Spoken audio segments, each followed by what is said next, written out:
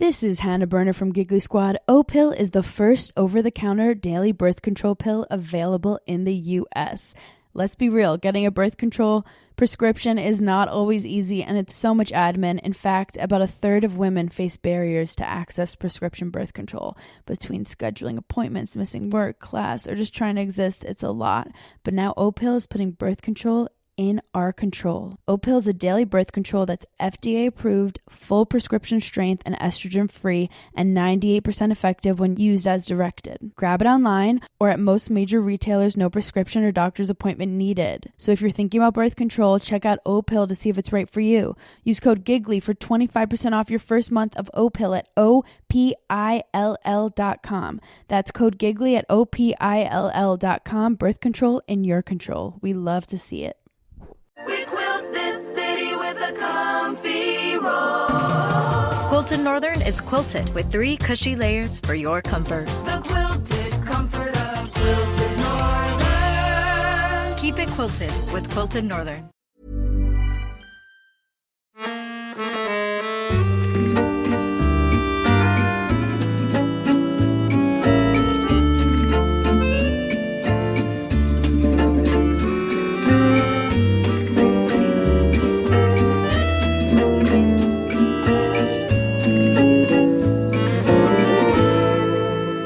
Welcome to LitReading. I'm Don McDonald. Pride does seem to go before a fall. In this very short story, a young man's life unravels thanks to a small, vanity-induced dissimulation. Here is O. Henry's The Cactus.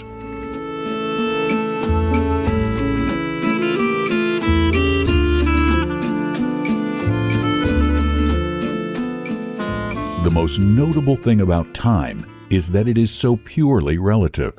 A large amount of reminiscence is by common consent conceded to the drowning man, and it is not past belief that one may review an entire courtship while removing one's gloves. That is what Trysdale was doing, standing by a table in his bachelor apartments. On the table stood a singular-looking green plant in a red earthen jar.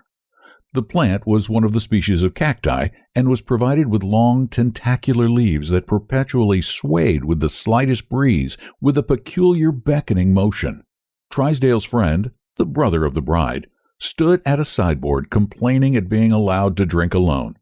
Both men were in evening dress. White favors like stars upon their coats shone through the gloom of the apartment. As he slowly unbuttoned his gloves, there passed through Trysdale's mind a swift, scarifying retrospect of the last few hours. It seemed that in his nostrils was still the scent of the flowers that had been banked in odorous masses about the church, and in his ears the low-pitched hum of 1,000 well-bred voices, the rustle of crisp garments, and, most insistently recurring, the drawling words of the minister irrevocably binding her to another. From this last hopeless point of view he still strove, as if it had become a habit of his mind, to reach some conjecture as to why and how he had lost her. Shaken rudely by the uncompromising fact, he had suddenly found himself confronted by a thing he had never before faced, his own innermost, unmitigated, arid, unbedecked self. He saw all the garbs of pretense and egoism that he had worn now turned to rags of folly. He shuddered at the thought that to others, before now, the garments of his soul must have appeared sorry and threadbare. Vanity and conceit? These were the joints in his armor. And how free from either she had always been. But why? As she slowly moved up the aisle toward the altar, he had felt an unworthy, sullen exultation that had served to support him. He had told himself that her paleness was from thoughts of another than the man to whom she was about to give herself. But even that poor consolation had been wrenched from him, for when he saw that swift, limpid, upward look that she gave the man when he took her hand, he knew himself to be forgotten. Once that same look had been raised to him, and he had gauged its meaning. Indeed, his conceit had crumbled, its last prop was gone. Why had it ended thus? There had been no quarrel between them. Nothing. For the 1,000th time he remarshaled in his mind the events of those last few days before the tide had so suddenly turned. She had always insisted upon placing him upon a pedestal, and he had accepted her homage with royal grandeur. It had been a very sweet incense that she had burned before him, so modest, he told himself, so childlike and worshipful, and, he would once have sworn, so sincere. She had invested him with an almost supernatural number of high attributes and excellencies and talents, and he absorbed the oblation as a desert drinks the rain that can coax from it no promise of blossom or fruit. As Trysdale grimly wrenched apart the seam of his last glove, the crowning instance of his fatuous and tardily mourned egoism came vividly back to him. The scene was the night when he had asked her to come up on his pedestal with him and share his greatness. He could not, now, for the pain of it, allow his mind to dwell upon the memory of her convincing beauty that night, the careless wave of her hair, the tenderness and virginal charm of her looks and words. But they had been enough, and they brought him to speak. During their conversation she had said, "And Captain Carruthers tells me you speak the Spanish language like a native. Why have you hidden this accomplishment from me? Is there anything you do not know?" Now, Carruthers was an idiot. No doubt he, Trysdale, had been guilty, he sometimes did such things, of airing at the club some old canting Castilian proverb dug from the hotchpotch of the back of dictionaries. Carruthers, who was one of his incontinent admirers, was the very man to have magnified this exhibition of doubtful erudition. But alas, the incense of her admiration had been so sweet and flattering. He allowed the imputation to pass without denial. Without protest, he allowed her to twine about his brow this spurious bay of Spanish scholarship. He let it grace his conquering head, and among its soft convolutions he did not feel the prick of the thorn that was to pierce him later. How glad, how shy, how tremulous she was! How she fluttered like a snared bird when he lay his mightiness at her feet! He could have sworn, and he could swear now, that unmistakable consent was in her eyes. But, coyly, she would give him no direct answer. "I will send you my answer tomorrow," she said, and he, the indulgent, confident victor, smilingly granted the delay. The next day he waited impatient in his rooms for the word. At noon, her groom came to the door and left the strange cactus in the red earthen jar. There was no note, no message, merely a tag upon the plant bearing a barbarous foreign or botanical name. He waited until night, but her answer did not come. His large pride and hurt vanity kept him from seeking her. 2 evenings later, they met at a dinner. Their greetings were conventional, but she looked at him, breathless, wondering, eager. He was courteous, adamant, waiting for her explanation. With womanly swiftness, she took her cue from his manner and turned to snow and ice. Thus, and wider from this on, they had drifted apart. Where was his fault? Who had been to blame? Humbled now, he sought the answers amid the ruins of his own self-conceit. If, the voice of the other man in the room, querulously intruding upon his thoughts, aroused him. "I say, Trysdale, what the deuce is the matter with you?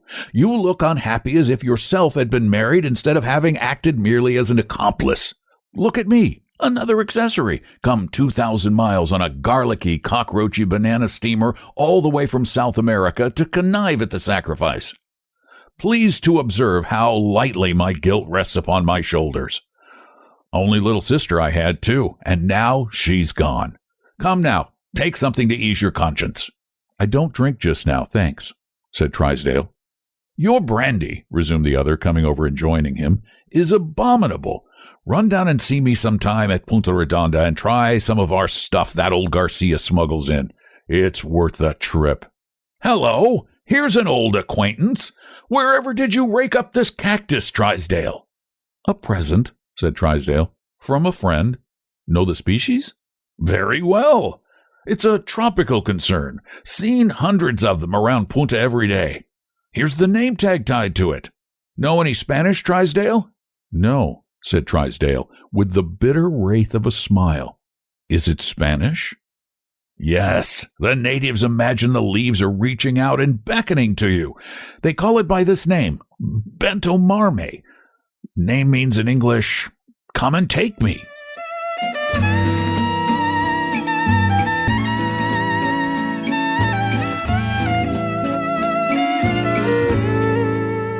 Very few people know the name William Sidney Porter, but many have delighted in the short stories penned under his pseudonym, O. Henry. Between 1902 and his death in 1910, O. Henry wrote 361 short stories, including The Cactus, written in 1909. Thanks for listening to Lit Reading, and I hope you like what you hear. If you do, please subscribe, spread the word, and I'd really appreciate a review. Thanks for listening. I'm Don McDonald.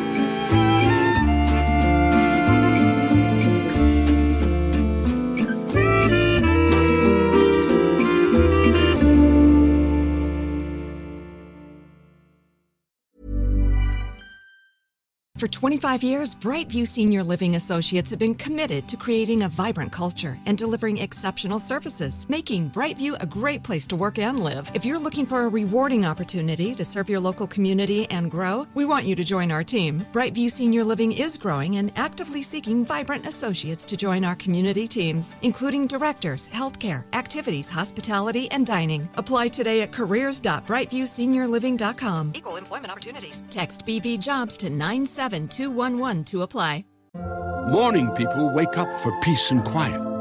McDonald's breakfast people, we wake up for the sweet rush of getting that warm, delicious breakfast right before it ends. With McValue at McDonald's, get any size pumpkin spice iced coffee for just 99 cents until 11 a.m. And try our pumpkin and cream pie. They're spiced and priced so very nice. Price and participation may vary. Cannot be combined with any other offer. Ba-da-ba-ba-ba. Summer's heating up, and so is the action with Chumba Casino and 23XI Racing. Whether you're trackside with Bubba, Riley, and Tyler, or cooling off at home, the fun never stops at Chumba Casino, the online social casino packed with free-to-play games like slots, blackjack, and more. Jump into summer at ChumbaCasino.com and score your free welcome bonus, 2 million free gold coins and 2 free sweeps coins. No purchase necessary. VGW Group. Void where prohibited by law. See T&Cs. 21 plus. Sponsored by Chumba Casino.